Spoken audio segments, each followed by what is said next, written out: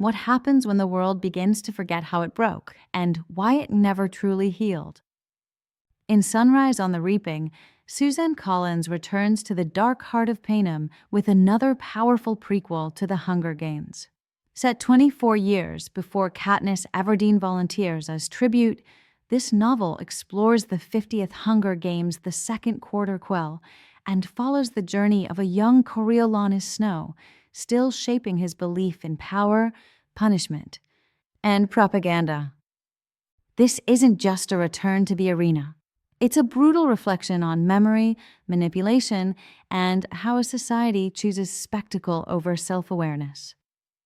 Inside this book, you'll learn how the games evolved into tools of control, why Snow becomes who he is and the trauma that shaped him, the impact of political amnesia and historical rewriting, what the Second Quarter Quell reveals about Panem's soul, and how hope and rebellion smolder long before they ignite.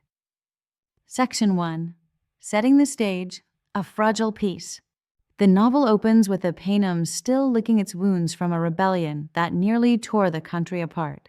Districts are subdued, but unease simmers. Collins draws us into a capital growing colder, more calculated. We meet key figures in the government, including a young Coriolanus Snow, who is not yet president, but is already watching, learning, surviving. The political climate is tense. The memory of war is fading, replaced by nationalistic ritual and state-sponsored forgetting. The Hunger Games, now in their 50th year, are more brutal than ever. The Second Quarter Quell introduces a horrifying twist. Each district must send 2 tributes of each gender, doubling the bloodshed. Section 2. Coriolanus Snow's early evolution. Snow in this novel is complex. Not yet a tyrant, but already obsessed with legacy, order, and survival. We see his early trauma from losing family and status after the war, his manipulation of mentors and superiors, and his growing belief that control is more effective than compassion. What's haunting is how much he believes in a system, even as it crushes those around him. To keep power, one must manage fear, not erase it. Collins paints him not as a villain yet, but as a boy who makes 1,000 small decisions that slowly harden into tyranny. Section 3. The 50th Hunger Games, the arena as allegory. The Second Quarter Quell becomes the centerpiece of the novel. Collins spares no brutality. This is one of the bloodiest and most controversial games in history, and it's televised with flair, distraction, and patriotic propaganda. We see the doubling of tributes as a message of punishment, new levels of arena engineering and psychological manipulation, and capital audiences more detached and bloodthirsty than ever. But we also meet tributes who become symbolic, not just pawns, but stories, survivors, martyrs. These games are not about justice, they're about spectacle. Section 4. Politics, propaganda, and power. Throughout the book, Collins dives deep into how authoritarian regimes use media, fear, and rewriting of history to keep people in line. A lie repeated with enough spectacle becomes history. We see the capital crafting narratives to justify violence, the demonization of districts who dare question the system, and how even mentors and victors are manipulated into mascots of state power. Snow watches, learns, and begins to apply this, understanding that truth is malleable in the hands of those who control the camera. Section 5. Rebellion in the Shadows. Though this is a prequel, Collins subtly plants the seeds of resistance. We witness quiet acts of rebellion from tributes and mentors, families mourning, not just fearing the capital's reach, and capital citizens who begin to question their own comfort. These moments foreshadow the events of the Hunger Games trilogy, revealing that rebellion doesn't start with fire, it starts with questions. Section 6. A Portrait of Snow, Becoming the Villain.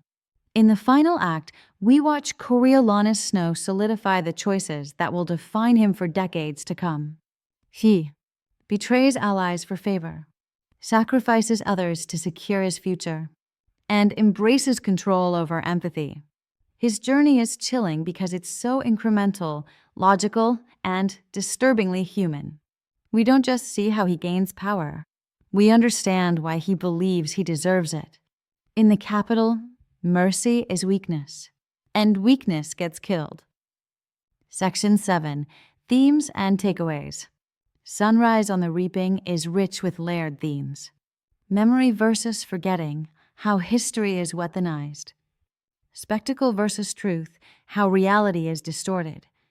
And power versus empathy, and the cost of choosing one over the other.